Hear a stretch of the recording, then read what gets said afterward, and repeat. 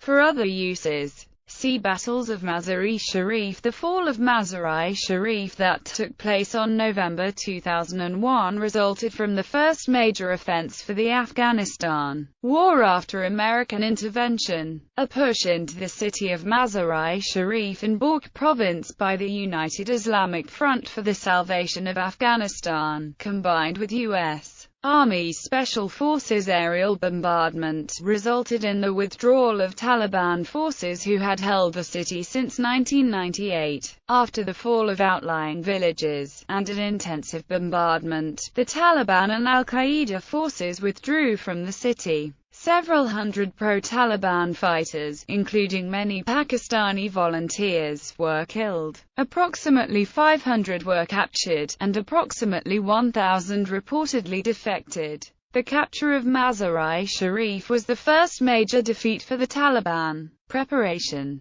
The Taliban recaptured the city in 1997 and controlled it thereafter. The decision to launch the war's first major strike against Mazari Sharif came following a meeting between U.S. Army General Tommy Franks and Northern Alliance Commander Mohammad Fahim in Tajikistan on October 30, 2001. In the days leading up to the battle, Northern Alliance troops advanced on population centers near the city, such as Shulgar, which is 25 kilometers from Mazari Sharif. Phone lines into the city were severed, and American officials began reporting accounts of anti-Taliban forces charging Afghan tanks on horseback. Propaganda leaflets were dropped from airplanes, showing a woman being struck by a man and asking if this was how the Afghans wanted to live, and listing the radio frequencies over which Americans would be broadcasting their own version of events. Meanwhile, U.S. Special Forces set up laser designators to serve as beacons for guided munitions, highlighting targets around the city. General Abdul Rashid Dostum led the ethnic Uzbek-dominated faction of the Northern Alliance, the Junbashir Islami Afghanistan, in an attack on the village of Keshinder southwest of the city on November 4, seizing it with his horse-mounted troops. General Noor, meanwhile, led 2,000 men of the ethnic Tajik-dominated Jamiat-e-Islami forces against the village of Agkupruk directly south of the city, along with 6 Special Forces soldiers and 7 others who directed bombing from behind Taliban lines north of the city. It was seized 2 days later. Ethnic Hazara forces of Mohammad Mohaqiq's Hezbollah took part in the offensive. On November 7, the New York University's Director of Studies on International Cooperation, Barnett Rubin, appeared before a hearing of the American House Committee on International Relations on the future of Afghanistan. He claimed that with Mazari Sharif on the brink of invasion, the U.S. was responsible to ensure that there were no reprisal killings of Taliban members by the Northern Alliance. He noted that when the city had been overrun, thousands had been murdered by both sides. Bombing campaign. On November 7 and 8, as the Taliban were moving 4,000 fighters across the countryside towards Mazari Sharif in preparation for battle, American B-52 bombers bombed Taliban defenders concentrated in the Chesme-e Safa gorge that marked the southern entrance to the city, as well as the Haji Gat Pass, which was the only Taliban-controlled entrance to the city. This was one of the heaviest campaigns up to that point. Nevertheless, the Taliban claimed they had infiltrated 500 fighters into the city to prepare for the coming battle.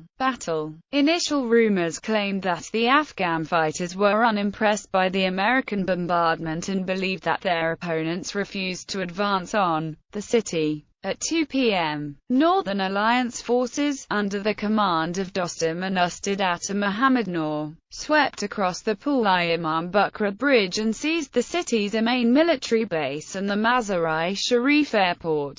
The ragtag, non-uniformed Northern Alliance forces entered the city from the Balkh Valley on, begged, borrowed and confiscated transportation, and met only light resistance. After outlying villages fell to precision airstrikes on key command and control centers, Approximately 5,000–12,000 Taliban combatants as well as members of Al-Qaeda and other foreign fighters began to withdraw towards Kunduz to regroup, traveling in pickup trucks, SUVs and flatbed trucks fitted with Zu-23-2s. By sunset, the Taliban forces had retreated to the north and east. Some feared that they were massing for a counter-offensive. It was later estimated that 400 to 600 people died in the battle, although it was not possible to separate civilian and combatant deaths. Approximately 1,500 Taliban were captured or defected.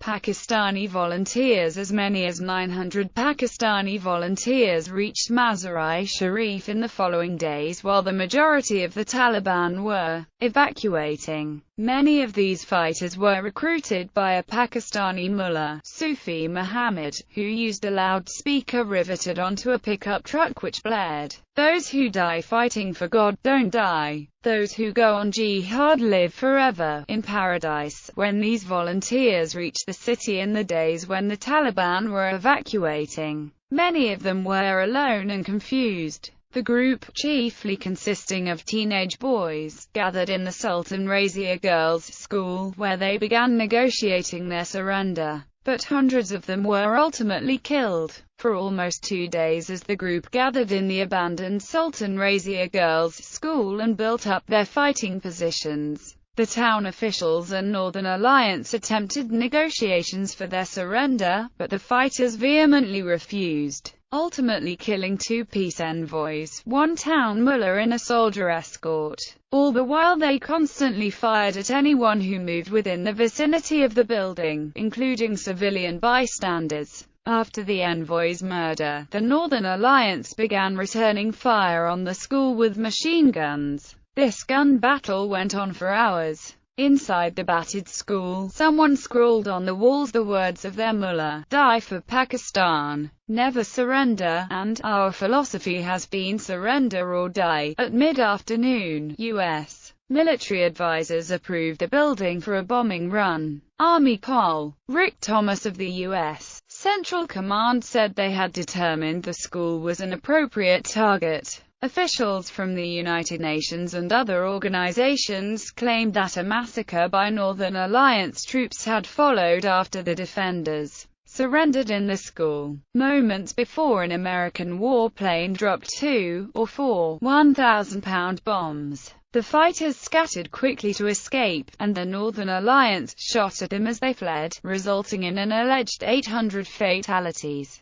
Later reports suggested instead that the Northern Alliance had shelled the school, rather than an American warplane dropping bombs on it. But following the battle, United States Air Force Sergeant Stephen E. Tommett was awarded the Silver Star for calling in the airstrike on 6 vehicles and the school. Aftermath. The fall of the city proved to be a major shock, since the United States Central Command had originally believed that the city would remain in Taliban hands well into the following year and that any battle would be a very slow advance. Mazari Sharif was strategically important. Its capture opened supply routes and provided an airstrip inside the country for American aircraft. The battle was the Taliban's first major defeat and precipitated a rapid transfer of territory in northern Afghanistan. Following rumors that Mullah Dadullah might be headed to recapture the city with as many as 8,000 Taliban fighters, 1,000 U.S. Army Rangers were airlifted into the city, which provided the first solid foothold from which Kabul and Kandahar could be reached. The fall of the city generated reports of jubilant excitement among locals, followed by reports of summary executions and the kidnapping of civilians by the Northern Alliance.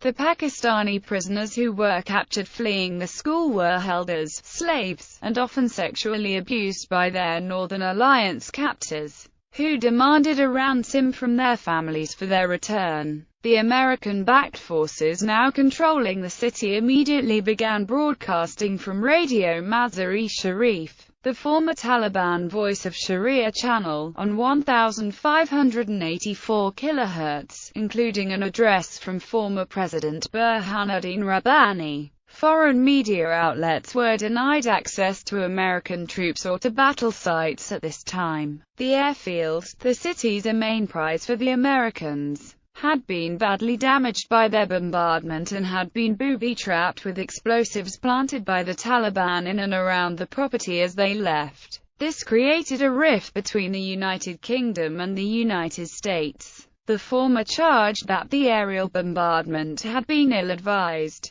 that the United States had failed to pay sufficient attention to humanitarian concerns and had refused to consult with its allies. The destroyed runways were patched by Afghans. The first cargo plane landed 10 days after the battle. The air base was not declared operational until December 11, while prior military flights had to be launched from Uzbekistan or aircraft carriers in the Arabian Sea. The Americans now could fly more frequent sorties against the Taliban front lines, carrying heavier payloads that replaced the fuel necessary for the longer flights.